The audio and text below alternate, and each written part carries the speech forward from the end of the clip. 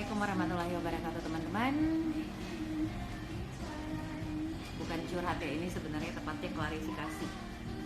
Jadi selama ini sudah sejak 3 Juli 2018 dan sekarang 14 Agustus 2019 saya tidak pernah klarifikasi tentang segala hal secara terperinci sehingga menimbulkan begitu banyak fitnah dan banyak sekali pokoknya. Dan hari ini untuk pertama kalinya dan terakhir kalinya dan saya harap ini benar-benar end of story ya, menjadi penutup dan tidak ada lagi pembahasan yang sama. Seperti yang kita ketahui,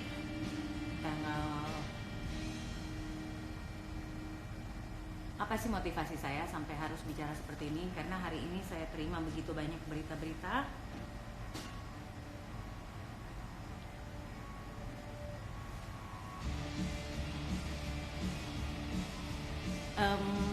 sebentar. Berita-berita tentang hasil keputusan banding hari ini, which is divonis 8 tahun ditambah setahun, tapi alhamdulillah sekali karena kami berdua berpikir bahwa seharusnya akan ditambah mungkin jadi 9 atau 10 tahun dengan mengambil resiko banding. Yang harus teman-teman semuanya ketahui bahwa sejak peristiwa penangkapan 3 Juli 2018 dan sekarang sudah 14 Agustus 2019, semoga setelah ini tidak ada lagi fitnah. Saya punya hak untuk mengklarifikasi segala hal yang mungkin semuanya simpang siur, tahu dari sana, tahu dari sini, atau mungkin hanya tahu dari satu pihak. Peristiwa penangkapan awalnya dituduh karena Aceh Marathon. Aceh Marathon yang dituduh adalah korupsi dana doka. Sebagaimana yang kita ketahui bahwa dana doka itu tersebut belum cair, sama sekali belum cair. Dan dana doka itu katanya untuk perencanaan penyogokan, saya kurang paham, yang akhirnya digunakan untuk Aceh Marathon.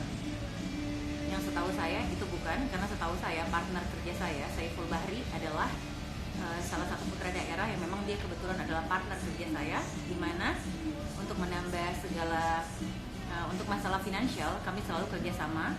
Nah, setahu saya di Lebaran yang lalu Pak Bupati sempat mengutang sama beliau sekitar 2 miliar, yang akhirnya karena Aceh Marathon butuh dana, beliau meminta dana itu untuk meminta dikembalikan sebagian yang beliau bisa, maka dikembalikan dana tersebut yang akhirnya dijadikan penyebab bahwa beliau korupsi dana doka untuk masalah sogok menyogok, saya nggak tahu, yang kemudian simpang siur tiba-tiba menjadi masalah pribadi saya dan beliau yang dibawa kemana-mana, yang katanya ditemukan sejumlah uang di rekening saya, tapi faktanya adalah uang kami habis di Dispora Aceh, di pemerintah Aceh, untuk membiayai semua event-event promosi yang sudah berlangsung. Untuk event yang seharusnya senilai total 13 miliar, yang tentunya butuh dana besar untuk nalangin, dan akhirnya kami ngumpul sana ngumpul sini untuk menalangi event tersebut, yang akhirnya masuknya lewat ke situ. Siapapun tahu bahwa semua uang yang masuk ke rekening saya alirannya betul-betul jelas masuk ke sana, tapi memang betul masuk melalui rekening saya. Mendadak menjadi 39 juta yang katanya dana umroh. Ya, saya yakin teman-teman juga cukup pintar untuk tahu bahwa tukang jualan pinggir jalan juga bisa umroh, apalagi untuk seorang gubernur. Dan alhamdulillah juga selama persidangan yang terjadi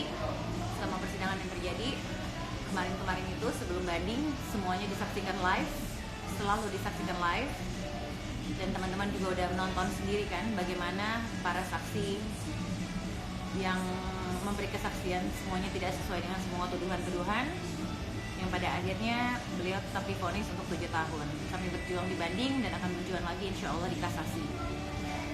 Nah, apa hubungannya dengan saya? Ya mungkin karena saya adalah pintu masuk yang paling mudah untuk bisa menjatuhkan beliau. Tapi satu hal yang harus teman-teman ketahui bahwa saya pribadi juga nggak tega dengarnya ketika beliau bilang saya pernah masuk penjara ketika zaman GAM. Saya disiksa di dalam penjara, saya hampir mati di dalam penjara. Kalaupun saya mati, saya akan mati dengan rasa hormat karena saya mati sebagai pahlawan. Tapi hari ini Saya masuk ke dalam penjara untuk tuduhan korupsi yang tidak pernah saya lakukan, dan saya ditelanjangin tanpa harga diri. Rasanya lebih baik mati daripada malu seperti ini.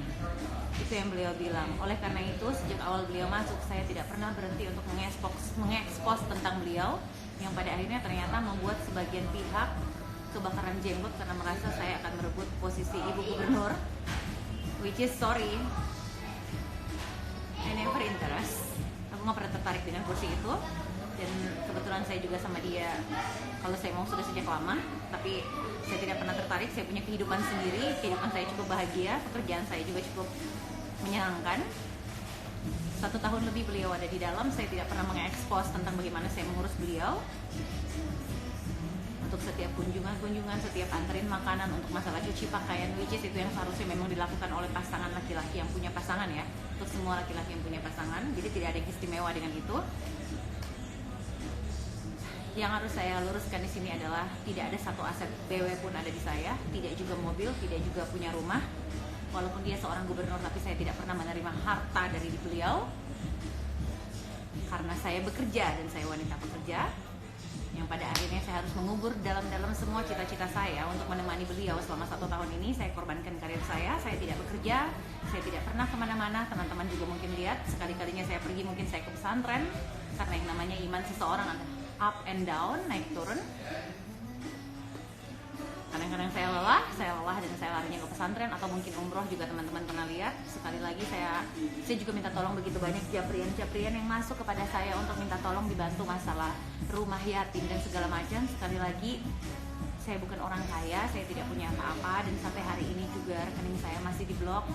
Sama sekali tidak ada satupun harta beliau di saya, yang membuat semua orang tercengang-cengang, kok lu mau dengan seorang gubernur tanpa memiliki apapun.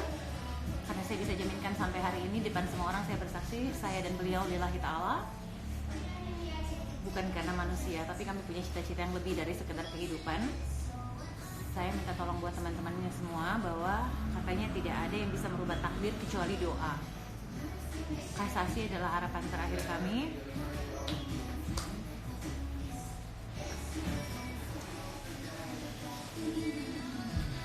Kasasi adalah harapan terakhir kami. Jadi mohon doa teman-teman. Banyak sekali yang masuk japri-japrian ke saya, tidak bisa saya balas satu persatu.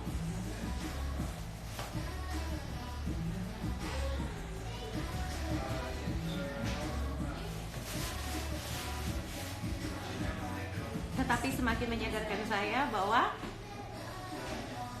saya memilih menghabiskan hidup dengan orang yang tidak salah, melainkan dengan orang yang tepat. Saya lihat bagaimana orang-orang mencintai beliau, dan saya bangga mempunyai pasangan yang selalu memikirkan orang banyak ketimbang dirinya sendiri, lebih memikirkan tentang kehidupan orang banyak ketimbang dirinya sendiri. Maaf sekali, banyak sekali japrian yang masuk, yang sebagian bisa saya balas, sebagian enggak. Semuanya tentang doa-doa baik. Untuk teman-teman yang sering mencaci maki saya, sudah saya maafkan, insya Allah. Maafkan juga saya kalau misalnya saya punya banyak salah. Tapi saya mohon sama teman-teman, demi Allah lillahi ta'ala, dia tidak bersalah. Tidak ada satu rupiah pun yang masuk ke saya untuk dana korupsi. Saya tidak punya aset satupun dari beliau, dan saya tidak punya apa-apa dari beliau. Dan sampai hari ini juga saya belum bisa lagi mengejar cita-cita saya. Saya tetap di sini, tidak kemana-mana, diam diri di sini. Padahal begitu besar mimpi saya, karena saya tahu prioritas hidup saya sekarang sudah bukan lagi kerjaan, bukan lagi apa-apa, tapi adalah beliau. Saya mohon banget doa dari teman-teman semua. Mudah-mudahan setelah hari ini semua sudah mendengar klarifikasi dari saya, singkat, padat, jelas, tidak ada yang saya sembunyikan lagi, semuanya. Saya mohon doanya dari teman-teman semua, doa yang tulus agar beliau segera bebas. Saya tidak peduli beliau mau jadi gubernur atau nggak jadi gubernur. Yang penting beliau bisa bebas, karena tidak sepantasnya beliau ada di dalam. Dan saya bisa menjaminkan korupsi itu tidak ada, karena kalau korupsi itu ada, perempuan yang paling kaya raya itu sudah pasti saya, karena kebetulan saya adalah orang terdekat beliau saat ini. Mohon doanya terus agar beliau tetap sehat. Yang paling penting itu sehat, panjang umur, dan selalu bahagia apapun kondisinya. Terakhir kali beliau bilang ke saya bahwa sekiranya di dalam penjara bisa bisa menebus semua dosa-dosa yang pernah dilakukannya selama dia hidup di muka bumi ini, dan bisa membawa dia ke surga. Insya Allah dia ridho dan ikhlas. 8 tahun, mudah-mudahan dikasasi dapat keringanan, syukur-syukur bisa bebas. Maaf saya tidak bisa balas semuanya satu persatu, tapi terima kasih sekali lagi. Tidak ada persaingan sama saya di sini, tidak ada persaingan dari pihak satu, pihak dua, dan manapun juga. Saya cuma minta tolong, saya mau fokus sama beliau. Doakan yang terbaik buat kami semua, buat kita semua yang terbaik buat Aceh. Saya berani bicara di sini karena saya tahu 70% dari follower saya adalah orang Aceh. Terima kasih banyak untuk semua support yang diberikan kepada saya. Allah yang balas. Assalamualaikum warahmatullahi wabarakatuh.